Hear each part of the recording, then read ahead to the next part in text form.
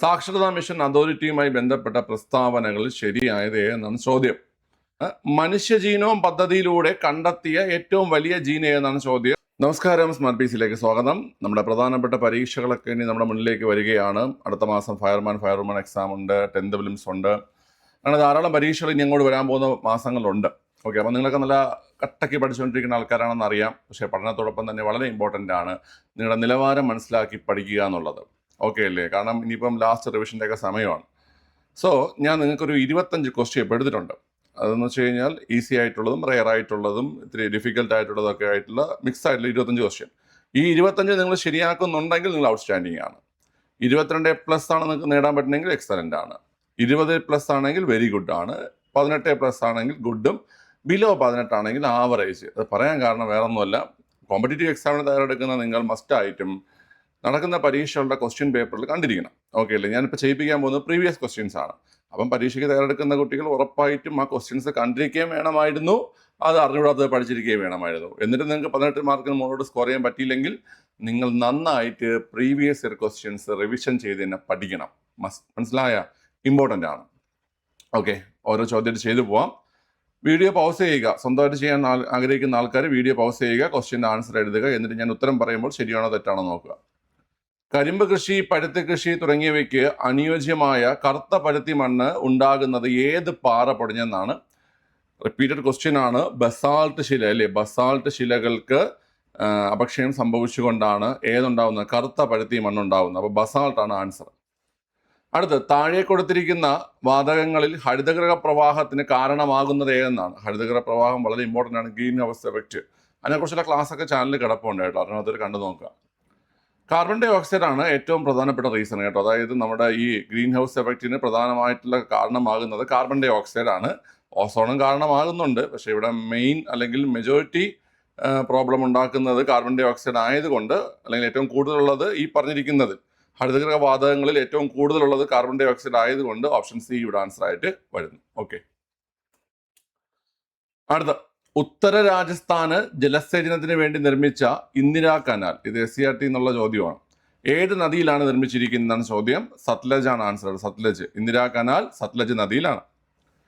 പളനി മലകളിൽ സ്ഥിതി ചെയ്യുന്ന ഹിൽ സ്റ്റേഷൻ ഏതെന്നാണ് ചോദ്യം. പളനി മലയിലാണ് കൊടൈക്കനാൽ സ്ഥിതി ചെയ്യുന്നത്. കൊടൈക്കനാൽ സ്ഥിതി ചെയ്യുന്നത് പളനി മലയിലാണ് കേട്ടോ. ഓക്കെ അല്ലേ? ഇതൊക്കെ കണ്ടോ, ഇങ്ങനെയൊക്കെ വരുമ്പോൾ പെട്ടെന്ന് നമുക്ക് ഡൗട്ട് വരും. ഊട്ടിയാണോ കൊടൈക്കനാലാണോ എന്നൊക്കെ നമുക്ക് ഡൗട്ട് വരും. കാരണം എന്ന് വെച്ച് കഴിഞ്ഞാൽ ഒരു ഐഡിയ ഉള്ളവർക്ക് അറിയായിരിക്കും ആ ഒരു പ്രദേശത്തെക്കുറിച്ചൊക്കെ. ഞാനതാ പറഞ്ഞത്, നമുക്ക് തെറ്റാൻ ചാൻസ് ഉള്ള കുറേ ക്വസ്റ്റ്യൻസ് കൂടി എന്ത് ചെയ്തിട്ടുണ്ട്, എടുത്തിട്ടുണ്ട് കേട്ടോ. ഇന്ത്യയിലെ ഏറ്റവും ചെറിയ യൂണിയൻ ടെറിട്ടറി ഏതെന്നാണ് ചോദ്യം. ഇന്ത്യയിലെ ഏറ്റവും ചെറിയ യൂണിയൻ ടെറിട്ടറി ലക്ഷദ്വീപും ഏറ്റവും വലുത് ഏതെന്നുള്ളത് നിങ്ങൾ കമന്റ് ചെയ്യണം കേട്ടോ. ഏറ്റവും വലിയ യൂണിയൻ ടെറിട്ടറി ഏതെന്നുള്ളത് കേട്ടോ. ഏറ്റവും ചെറുത് ലക്ഷദ്വീപാണ്, അപ്പോൾ ഏറ്റവും വലുത് ഏതെന്ന് നിങ്ങൾ കമന്റ് ചെയ്യുക. ഓക്കെ, അടുത്ത, ഇന്ത്യയിൽ നടപ്പിലാക്കിയ പുത്തൻ സാമ്പത്തിക പരിഷ്കാരങ്ങളുമായി ബന്ധപ്പെട്ട് ചുവടെ ചേർത്തിരിക്കുന്ന പ്രസ്താവനകൾ ശരിയായത് എന്നാണ്. പുത്തൻ സാമ്പത്തിക പരിഷ്കാരങ്ങൾ, ന്യൂ എക്കണോമിക് പോളിസി, ശരിയായ പ്രസ്താവന. GDP നിരക്ക് വർദ്ധിച്ചു, ശരിയാണ്. GDP നിരക്കിൽ വർധനവുണ്ടായി. വിദേശ നാണയ ശേഖരം വർദ്ധിച്ചു, അതും ശരിയാണ്. കൃഷിയിൽ പുരോഗതി ഉണ്ടായി എന്നുള്ളത് തെറ്റാണ്. കാരണം ഈ കാർഷിക മേഖലയുമായിട്ട് സാമ്പത്തിക പരിഷ്കാരങ്ങൾക്ക് ബന്ധമില്ല. കാർഷിക മേഖലയുടെ പുരോഗതിയെക്കുറിച്ച് അവിടെ എന്ത് ചെയ്തിട്ടില്ല, ആ ഒരു പുത്തൻ സാമ്പത്തിക പരിഷ്കാരങ്ങളിൽ പരാമർശിക്കുന്നില്ല. ഓക്കെ, അടുത്ത്, വിദേശ മൂലധന നിക്ഷേപം വർദ്ധിച്ചു, അതും ശരിയാണ്. വിദേശ മൂലധന നിക്ഷേപം എന്ത് ചെയ്തു കുട്ടികളെ, വർദ്ധിച്ചു. ഈ മൂന്നാമത്തത് ഇല്ലാന്നറിയെങ്കിൽ തന്നെ ഉത്തരവെടുക്കാൻ കഴിയും. കാരണം ഓപ്ഷൻ A എലിമിനേറ്റ് ചെയ്യാം, ഓപ്ഷൻ C എലിമിനേറ്റ് ചെയ്യാം, ഓപ്ഷൻ D എലിമിനേറ്റ് ചെയ്യാം. കാരണം ഇവിടെ എല്ലാം 3 ഉണ്ടല്ലോ, അതുകൊണ്ട് എലിമിനേറ്റ് ചെയ്യാം. അപ്പോൾ ഓപ്ഷൻ B ആണ് ആൻസർ. പക്ഷേ ഇത് അത്ര ബുദ്ധിമുട്ടുന്ന ക്വസ്റ്റ്യൻ ഒന്നുമല്ല, എളുപ്പമുള്ള ക്വസ്റ്റ്യൻ ആണ്. ഓക്കെ, അടുത്ത, ഇതൊരു നല്ല ക്വസ്റ്റ്യൻ ആണ്. മനുഷ്യ ജീനോം പദ്ധതിയിലൂടെ കണ്ടെത്തിയ ഏറ്റവും വലിയ ജീൻ ഏതെന്നാണ് ചോദ്യം. ഓപ്ഷൻ D ഡിസ്ട്രോഫിൻ ആണ് ആൻസർ. ഡിസ്ട്രോഫിൻ. ഈ മനുഷ്യ ജീനോം പദ്ധതി, ജീൻ തെറാപ്പി, ജനറ്റിക് എഞ്ചിനീയറിംഗ്, അങ്ങനെ കുറച്ച് ഏരിയസ് ഇപ്പോൾ പഠിക്കാറുണ്ട് കേട്ടോ. അപ്പം ഞാൻ അതിൻ്റെ എല്ലാം കൂടെ ഒരു ഷോർട്ട് വീഡിയോ കേട്ടോ, ഷോർട്ട് വീഡിയോ SCRT ജനറ്റിക്സ് എന്ന് പറഞ്ഞിട്ടൊരു വീഡിയോ നിങ്ങൾക്ക് എന്ത് ചെയ്യാം, ചെയ്തു തരാം കേട്ടോ. അത് കുറച്ച് ഇപ്പോൾ പുതിയ SCRT NCRT ബേസ് ചെയ്തിട്ട് നമുക്ക് ഇതൊക്കെ കുറച്ച് പഠിക്കാറുണ്ട്. ഓക്കെ അല്ലേ? അപ്പോൾ ഇവിടെ ഓപ്ഷൻ D ഡിസ്ട്രോഫിൻ ആണ് ആൻസർ. ഞാൻ ചെയ്തു തരാം കേട്ടോ എൻ്റെ വീഡിയോ. ഇനി അടുത്ത്, നമുക്കിപ്പോൾ ജൂലൈ 18-ന് 10th ഫിലിംസ് സ്റ്റാർട്ട് ചെയ്യുകയാണ്. അപ്പോൾ നമുക്ക് എല്ലാ ഏരിയയും, അതായത് പ്രീവിയസ് ക്വസ്റ്റ്യൻസ് ഉൾപ്പെടെ, ഇതുവരെ ചോദിച്ചിട്ടുള്ള മുഴുവൻ പ്രീവിയസ് ക്വസ്റ്റ്യൻസ് ഉൾപ്പെടെ എല്ലാ ഏരിയയും ഒന്ന് ഫൈനൽ റിവിഷൻ ചെയ്ത് നമ്മുടെ മാർക്കൊക്കെ ഒന്ന് ബൂസ്റ്റ് ചെയ്യുന്നതിന് വേണ്ടിയിട്ട് ഒരു മാരത്തോൺ ബാച്ച് നമ്മുടെ ആപ്ലിക്കേഷൻ സ്റ്റാർട്ട് ചെയ്തിട്ടുണ്ട്. ഫീസ് വരുന്നത് 379 രൂപയാണ്. ലൈവ് ക്ലാസ്സുകളാണ് വരുന്നത്. മെജോറിറ്റി ക്ലാസ്സുകൾ ഞാനാണ് എടുക്കുന്നത്. ഓക്കെ, അപ്പോൾ അതിൽ ജോയിൻ ചെയ്യാൻ താല്പര്യമുള്ളവർ ഞാൻ ഫസ്റ്റ് കമൻറ്റിൽ ഈ ഒരു ബാച്ചിൻ്റെ ലിങ്ക് പിൻ ചെയ്തിട്ടുണ്ടാവും. നിങ്ങൾ അതിൽ ക്ലിക്ക് ചെയ്താൽ മതി. നിങ്ങൾക്ക് ഡയറക്റ്റ് അതിൽ പോയി തന്നെ പേയ്മെൻറ്റ് ചെയ്യാൻ പറ്റും. ഓക്കെ അല്ലേ? ഇനി അതല്ലാന്നുണ്ടെങ്കിൽ ഗൂഗിൾ പ്ലേ സ്റ്റോറിൽ പോയിട്ട് സ്മാർട്ട് സ്റ്റഡി സെൻറ്റർ എന്ന് സെർച്ച് ചെയ്ത് കഴിഞ്ഞാൽ നിങ്ങൾക്ക് എന്ത് ചെയ്യും, നമ്മുടെ ആപ്ലിക്കേഷൻ്റെ ഡൗൺലോഡ് ചെയ്തിട്ട് അതുവഴിയും കോഴ്സ് പർച്ചേസ് ചെയ്യാൻ കഴിയുന്നതാണ്. ഓക്കെ, അപ്പോൾ ജോയിൻ ചെയ്യുക. ഇപ്പം ഒരു 2-3 ക്ലാസ് കഴിഞ്ഞിട്ടുണ്ട്. ക്വസ്റ്റ്യൻ വർക്കൗട്ടൊക്കെ ഇപ്പോൾ തുടങ്ങിയിട്ടേ ഉള്ളൂ. അതൊരു ക്ലാസ് കഴിഞ്ഞിട്ടേ ഉള്ളൂ. നിങ്ങൾക്ക് നന്നായിട്ട് തന്നെ എന്ത് ചെയ്യാൻ പറ്റും, ലാസ്റ്റ് എല്ലാ ഏരിയയും കറണ്ട് അഫയേഴ്സ് ഉൾപ്പെടെ എല്ലാ ഏരിയയും നിങ്ങൾക്ക് റിവിഷൻ ചെയ്തേക്കാൻ പറ്റും കേട്ടോ. അടുത്ത, ആഗോളതാപനത്തിന് കാരണമാകുന്ന ഹരിതഗൃഹ വാതകങ്ങൾക്ക് ഉദാഹരണങ്ങൾ ഏത്? ഒരേ ക്വസ്റ്റ്യൻ പേപ്പറിലാണ് ഈ ഹരിതഗൃഹ വാതകങ്ങൾ 2 ക്വസ്റ്റ്യൻ വന്നത് കേട്ടോ. അവിടെ നമ്മൾ നോക്കുകയാണെങ്കിൽ CO2 carbon dye oxide, CO2 എന്ന് വെച്ചാൽ കാർബൺ ഡൈ ഓക്സൈഡ് വരുന്നുണ്ട്. CFC എന്ന് വെച്ചാൽ ക്ലോറോ ഫ്ലോറോ കാർബണുകൾ വരുന്നുണ്ട്. N2O എന്ന് വെച്ച് കഴിഞ്ഞാൽ നൈട്രസ് ഓക്സൈഡ് ആണ് കേട്ടോ. അതുകൊണ്ട് NO2 ഒക്കെ ഉണ്ട്. N2O ആണ് നൈട്രസ് ഓക്സൈഡ്. CH4 methane. അപ്പോൾ ഇതാണ് ആൻസർ.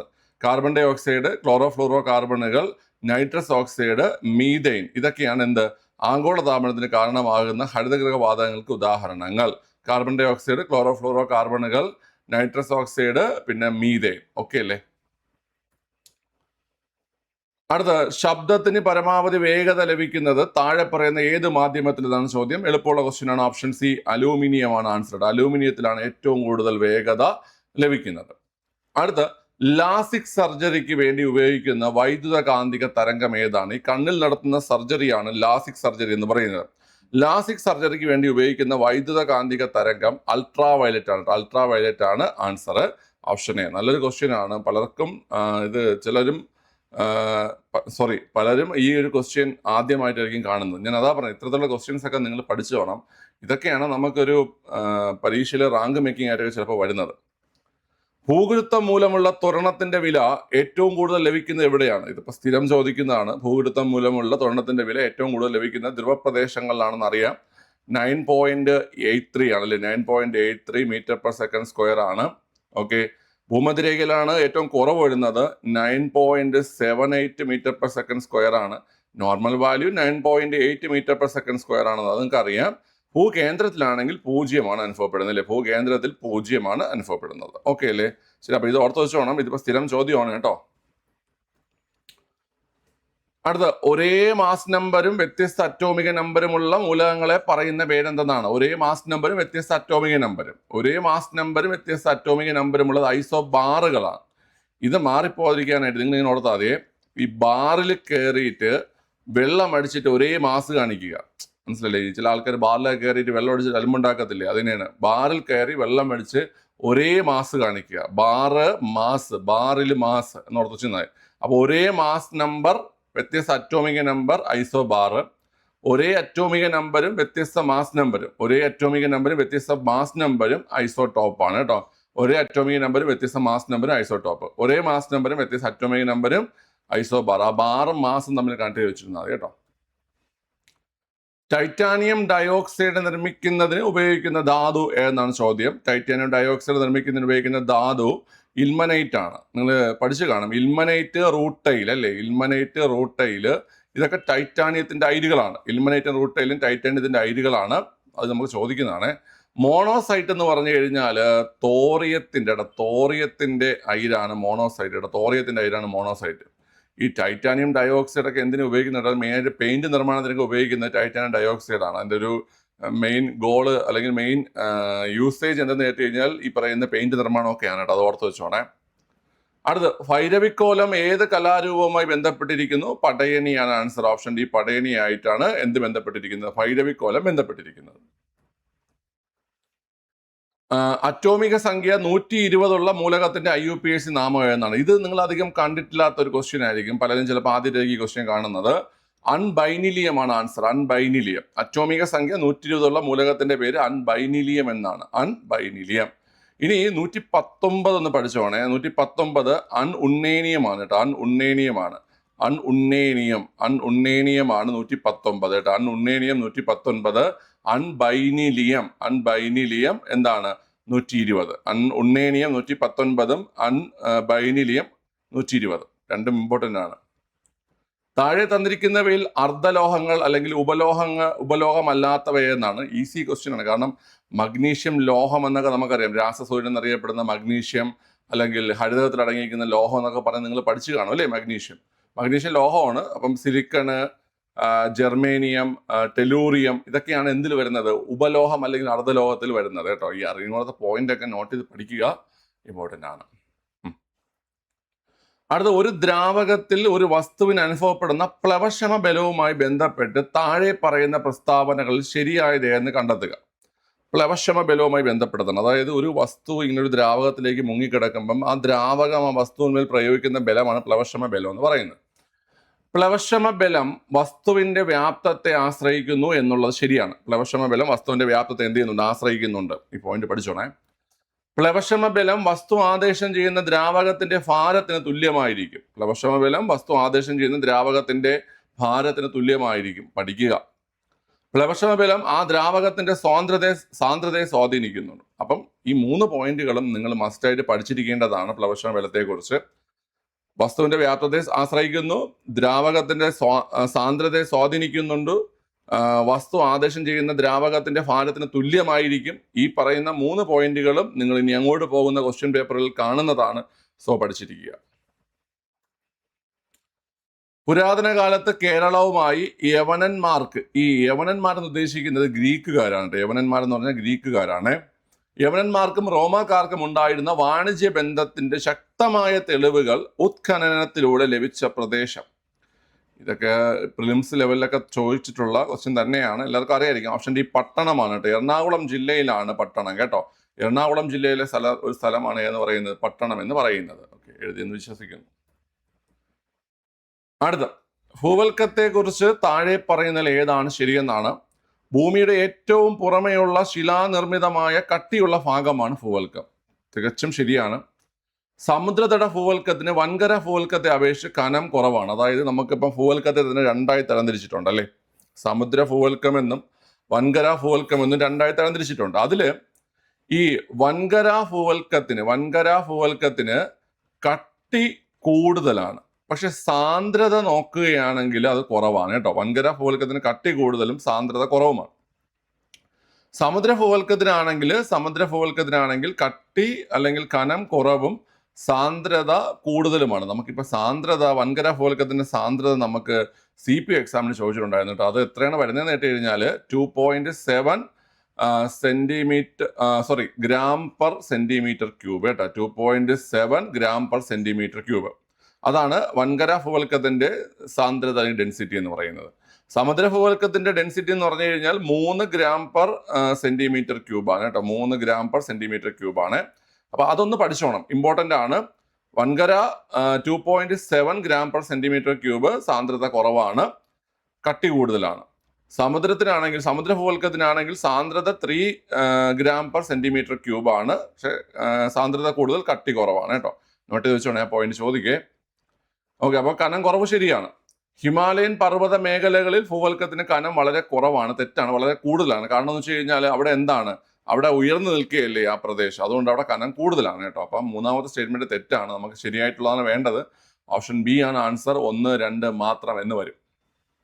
ഓക്കെ, ഇത് എഴുതാൻ പറ്റുന്ന ക്വസ്റ്റ്യൻ ആണ്. പക്ഷേ ഇപ്പൊ ഈ ഒരു പോയിന്റ് ഒക്കെ ഡൗട്ട് ഉണ്ടെങ്കിലും ഈ 3ാമത്തെ പോയിന്റ് ഒക്കെ വെച്ച് നമുക്ക് എന്ത് ചെയ്യാൻ പറ്റും, എഴുതാൻ പറ്റും. 3ാമത്തത് തെറ്റാണെന്നുള്ളതൊക്കെ വെച്ചിട്ട് നമുക്ക് എഴുതാൻ പറ്റും. പിന്നെ ഏതാണ്ട് ചിലപ്പം ഈ 2ാമത്തെ പോയിന്റ് ഒക്കെ അറിഞ്ഞുകൊണ്ടെങ്കിൽ ഇതിലൊക്കെ കൺഫ്യൂഷൻ വരും. 1 മാത്രം ശരിയെന്നൊക്കെ കൺഫ്യൂഷൻ വരും. അതുകൊണ്ട് പഠിച്ചിരിക്കുക. തിരമാലകൾ എന്നാൽ എന്തെന്നാണ് ചോദ്യം. സമുദ്രോപരിതലത്തിലൂടെയുള്ള ഊർജ പ്രവാഹത്തെയാണ് തിരമാല എന്ന് പറയുന്നത്. തിരമാല എന്ന് പറഞ്ഞാൽ സമുദ്രോപരിതലത്തിലൂടെയുള്ള ഊർജ പ്രവാഹത്തെയാണ് എന്ത് പറയുന്നത്, തിരമാല എന്ന് പറയുന്നത് കേട്ടോ. അപ്പം ഓപ്ഷൻ സി ഇവിടെ ആൻസർ ആയിട്ട് വരും കേട്ടോ. ക്ലിയർ ആണ്. ഇനി ഇതിൽ തന്നെ നമുക്ക് ഡൗട്ടുകൾ വരാം കേട്ടോ. ഈ 3ാമത്തെ പോയിന്റ് ഉണ്ടല്ലോ, ചന്ദ്രന്റെയും സൂര്യന്റെയും ഗുരുത്വാകർഷണ ബലം മൂലം സമുദ്രജലത്തിനുണ്ടാകുന്ന ചലനം, അതിന് നമ്മൾ വേലികൾ എന്നാണ് പറയുന്നത്. വേലികൾ. ഞാൻ സമുദ്ര വേലികളെ കുറിച്ചൊരു ക്ലാസ് യൂട്യൂബിൽ ഇട്ടിട്ടുണ്ട്, SCRT ബേസ് ചെയ്ത്. അത് നിങ്ങൾ കണ്ട് പഠിക്കണം. കാരണം കഴിഞ്ഞ വർഷമൊക്കെ 2-3 തവണ ചോദ്യങ്ങൾ വന്നിട്ടുള്ള ഏരിയ ആണത്. പഠിച്ചിരുന്നു കഴിഞ്ഞാൽ ചിലപ്പോൾ നിങ്ങൾക്ക് റെയർ ആയിട്ടുള്ള ക്വസ്റ്റ്യൻ നിങ്ങൾക്ക് കിട്ടും. വാവ് വേലി, സപ്തമി വേലി എന്നൊക്കെ പറഞ്ഞിട്ടുള്ള പോയിന്റ്സ് എല്ലാം ഉണ്ട്. കണ്ടു നോക്കുക, യൂസ് ആവും, മസ്റ്റായിട്ട് യൂസ് ആവും കേട്ടോ. റെയർ ആയിട്ടുള്ള കാര്യങ്ങൾ പഠിക്കാൻ ശ്രമിക്കുക കേട്ടോ നിങ്ങൾ. ഇന്ത്യയിലെ ഒരു പ്രധാന ഭൗമതാപോർജ ഉൽപാദന കേന്ദ്രം, ജിയോ തെർമൽ എനർജി പ്രൊഡ്യൂസ് ചെയ്യുന്ന സ്ഥലങ്ങൾ. പുകാ താഴ്വര, ലഡാക്കിലാണ് പുകാ താഴ്വര കേട്ടോ, ലഡാക്കിലാണ് പുകാ താഴ്വര. ലഡാക്കിലെ പുകാ താഴ്വര ഒരു ഭൗമതാപോർജ ഉൽപാദന കേന്ദ്രമാണ്. മണികരൺ ഹിമാചൽ പ്രദേശിലാണ് വരുന്നത്. ഹിമാചൽ പ്രദേശിലെ മണികരണം ഒരു ഭൗമതാപോർജ ഉൽപാദന കേന്ദ്രമാണ്. ദിഗ്ബോയ് വരുന്നത് അസമിലാണ് കേട്ടോ. അസമിലെ ദിഗ്ബോയ് എന്ന് പറഞ്ഞാൽ ഒരു എണ്ണപ്പാടമാണ് കേട്ടോ, എണ്ണപ്പാടം. ഇന്ത്യയിലെ തന്നെ ആദ്യത്തെ എണ്ണപ്പാടമാണ് ഏത്? അസമിലെ ദിഗ്ബോയ് എന്ന് പറയുന്നത്. അങ്കലേശ്വർ ഗുജറാത്തിലാണ്. ഗുജറാത്തിലെ ഒരു ഓയിൽ റിഫൈനറി എന്ന് വെച്ചാൽ എണ്ണ ശുദ്ധീകരണശാലയാണ് എന്ന് പറയുന്നത് അങ്കലേശ്വർ. ജവഹർലാൽ നെഹ്റു സമൃദ്ധിയുടെ നീരുറവ എന്ന് വിശേഷിപ്പിച്ചിട്ടുള്ള ഈ പറയുന്ന എണ്ണ ശുദ്ധീകരണശാല അത് അങ്കലേശ്വറാണ്, ഗുജറാത്തിലെ അങ്കലേശ്വറാണ്. ജവഹർലാൽ നെഹ്റു സമൃദ്ധിയുടെ നീരുറവ എന്ന് വിശേഷിപ്പിച്ചിട്ടുള്ളത്. ആ ഒരു പോയിന്റ് ഇമ്പോർട്ടൻ്റ് ആണ്. അപ്പോൾ ഓപ്ഷൻ ബി വരും, 1, 2 എന്നിവയാണ് കേട്ടോ. ഓക്കെ, ക്ലിയർ ആണ്. സാക്ഷരതാ മിഷൻ അതോറിറ്റിയുമായി ബന്ധപ്പെട്ട പ്രസ്താവനകൾ ശരിയായത് എന്നാണ് ചോദ്യം. നല്ലൊരു ക്വസ്റ്റ്യൻ ആണ്, എഴുതാൻ പറ്റുമെന്നാലും.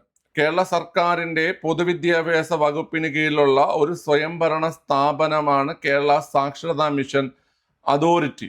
ഓക്കെ, ശരിയായിട്ടുള്ള ഒരു പ്രസ്താവനയാണ് കേട്ടോ. കേരള സർക്കാരിന്റെ പൊതുവിദ്യാഭ്യാസ വകുപ്പിന് കീഴിലുള്ള ഒരു സ്വയംഭരണ സ്ഥാപനമാണ് കേരള സാക്ഷരതാ മിഷൻ അതോറിറ്റി. 1998 തിരുവനന്തപുരം ആസ്ഥാനമാക്കിയാണ് പ്രവർത്തനം ആരംഭിച്ചത് കേട്ടോ. 98 തിരുവനന്തപുരം ആസ്ഥാനമാക്കി പ്രവർത്തനം ആരംഭിച്ചു. ഇവർക്കൊരു പ്രസിദ്ധീകരണമുണ്ട്, അക്ഷര കൈരളി എന്നൊരു പ്രസിദ്ധീകരണമുണ്ട് കേട്ടോ.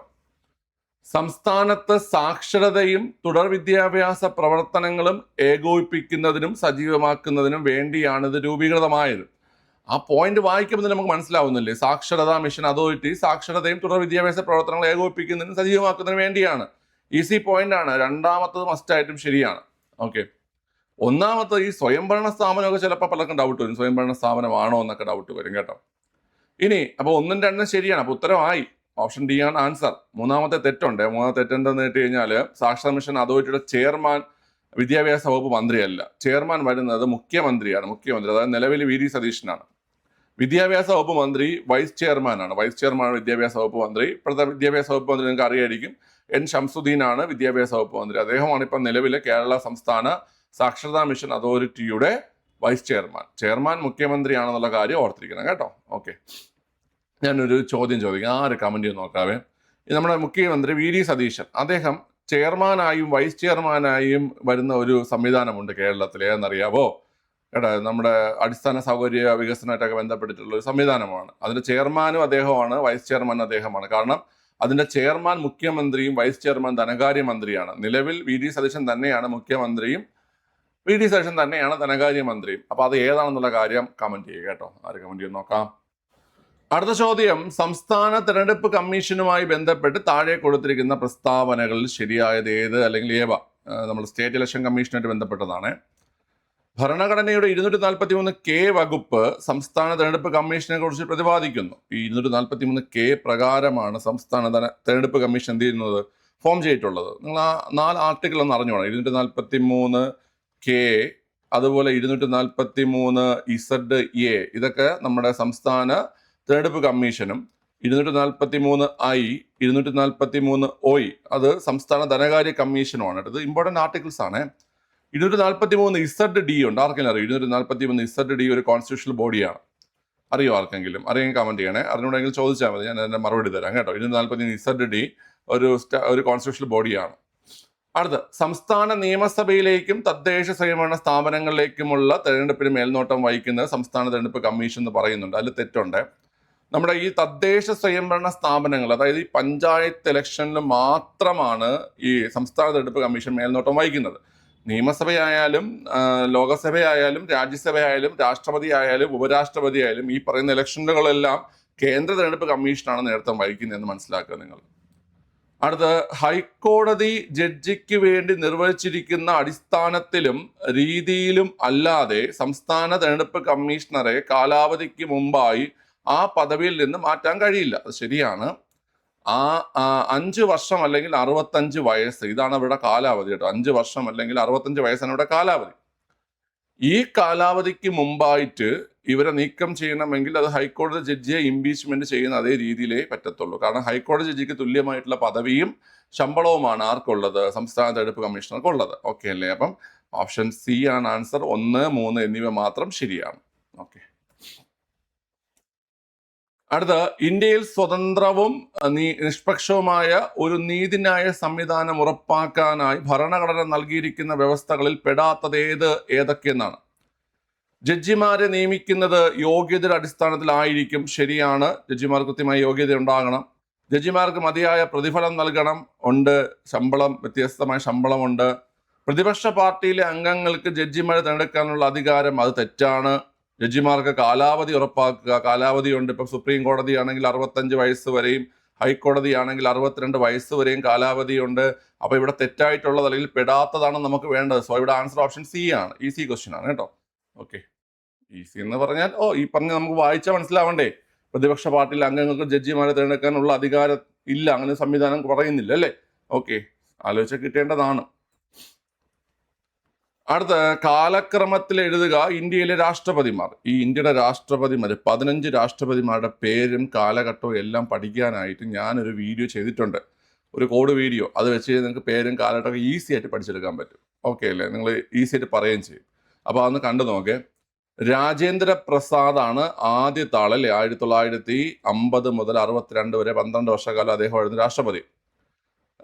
സർവേപ്പള്ളി രാധാകൃഷ്ണൻ, എസ് രാധാകൃഷ്ണൻ രണ്ടാമത്തെ ആൾ, 62 മുതൽ 67 വരെ.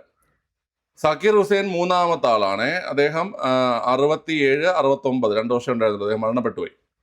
വി ഗിരി നാലാമത്തെ ആളാണ്. 69 മുതൽ 74 വരെയാണ് വി ഗിരി. അപ്പം CBAD വരും കേട്ടോ. ഓപ്ഷൻ ബി ആണ് ആൻസർ. CBAD. ഓക്കെ, അതൊന്ന് കണ്ടു നോക്കാം. ഇതുപോലെ ചോദ്യം വന്നു കഴിഞ്ഞാൽ കൺഫ്യൂഷൻ വരരുത്. പക്ഷേ അത്യാവശ്യം എളുപ്പമുള്ള ക്വസ്റ്റ്യൻ ആയിരുന്നു ഇത്. ഓക്കെ. സംസ്ഥാന പബ്ലിക് സർവീസ് കമ്മീഷനുമായി ബന്ധപ്പെട്ട തെറ്റായ പ്രസ്താവന എന്നാണ്. സംസ്ഥാന പബ്ലിക് സർവീസ് കമ്മീഷൻ ചെയർമാനെയും അംഗങ്ങളെയും സംസ്ഥാന ഗവർണറാണ് നിയമിക്കുന്നത്. രാജിക്കത്ത് സ്വീകരിക്കുന്നത്, അംഗസംഖ്യ തീരുമാനിക്കുന്നത്, സേവന വ്യവസ്ഥ തീരുമാനിക്കുന്നത്, റിപ്പോർട്ട് പരിശോധിക്കുന്നത്, ഇതെല്ലാം ആരാണ്? സ്റ്റേറ്റ് PSL ഗവർണറാണ് കേട്ടോ. സംസ്ഥാന പബ്ലിക് സർവീസ് കമ്മീഷനിലെ അംഗത്തിന് കാലാവധിയായ 6 വർഷമോ അല്ലെങ്കിൽ 65 വയസ്സ് വരെയോ പദവിയിൽ തുടരാവുന്നതാണ്. ഇവിടെ ഈ 6 വർഷം എന്നുള്ളത് ശരിയാണ്. പക്ഷേ 65 വയസ്സല്ല, 62 ആണ്. 662 സ്റ്റേറ്റ് PSCയിലെ കാലാവധി. 662 ആണ്. 662. UPSC ആണെങ്കിൽ 665, സ്റ്റേറ്റ് PSC 662. സംസ്ഥാന പബ്ലിക് സർവീസ് കമ്മീഷൻ അംഗത്തെ കാലാവധിക്ക് മുമ്പായി പദവിയിൽ നിന്നും നീക്കം ചെയ്യാൻ ഗവർണറുടെ ഉത്തരവിലൂടെ സാധിക്കുമെന്ന് ഭരണഘടനയിൽ വ്യവസ്ഥയുണ്ട്. തെറ്റാണ്. ഇവരെ നീക്കം ചെയ്യണമെങ്കിൽ അതിനുള്ള അധികാരമുള്ളത് രാഷ്ട്രപതിക്കാണ്. നീക്കം ചെയ്യലൊഴിച്ച് ബാക്കി ഞാൻ നേരത്തെ പറഞ്ഞ നിയമനം, രാജിക്കത്ത്, റിപ്പോർട്ട്, സേവന വ്യവസ്ഥ, കാലാവധി, ഇതെല്ലാം ഗവർണറാണ്. പക്ഷെ നീക്കം ചെയ്യുന്നത് രാഷ്ട്രപതിയാണ് കേട്ടോ. അപ്പൊ ഇവിടെ നമുക്ക് ഓപ്ഷൻ എ ആണ്. 2, 3 എന്നിവ മാത്രം തെറ്റാണ്. ഓക്കെ. സോ നമ്മൾ 25 ചോദ്യങ്ങൾ നമ്മൾ കംപ്ലീറ്റ് ആക്കിയിട്ടുണ്ട്. നിങ്ങൾ നിങ്ങളുടെ നിലവാരം കമൻറ്റ് ചെയ്യുക. പിന്നെ നിങ്ങളുടെ റെസ്പോൺസ് വളരെ ഇമ്പോർട്ടൻ്റ് ആണ്. ഇതുപോലത്തെ ക്വസ്റ്റ്യൻ വർക്കൗട്ടൊക്കെ വീണ്ടും വേണമെന്നുണ്ടെങ്കിൽ അല്ലെങ്കിൽ ഡെയിലി വേണമെന്നുണ്ടെങ്കിൽ നിങ്ങൾ എന്ത് ചെയ്യുക? താഴെ കമൻറ്റ് ചെയ്യുക, റെസ്പോണ്ട് ചെയ്യുക. ഓക്കെ അല്ലേ? ഒരു ഇൻട്രാക്ഷൻ ഉണ്ടാക്കിയെടുക്കുക. ആ ഇൻട്രാക്ഷൻ കാണുമ്പോഴാണ് എനിക്ക് ഡെയിലി വീഡിയോ ചെയ്യാനായിട്ട് തോന്നുന്നത്. സോ നിങ്ങൾക്കായിരിക്കും യൂസ് ആവുന്നത്. നമുക്ക് മറ്റൊരു വീഡിയോയുമായി വീണ്ടും കാണാം. ബൈ.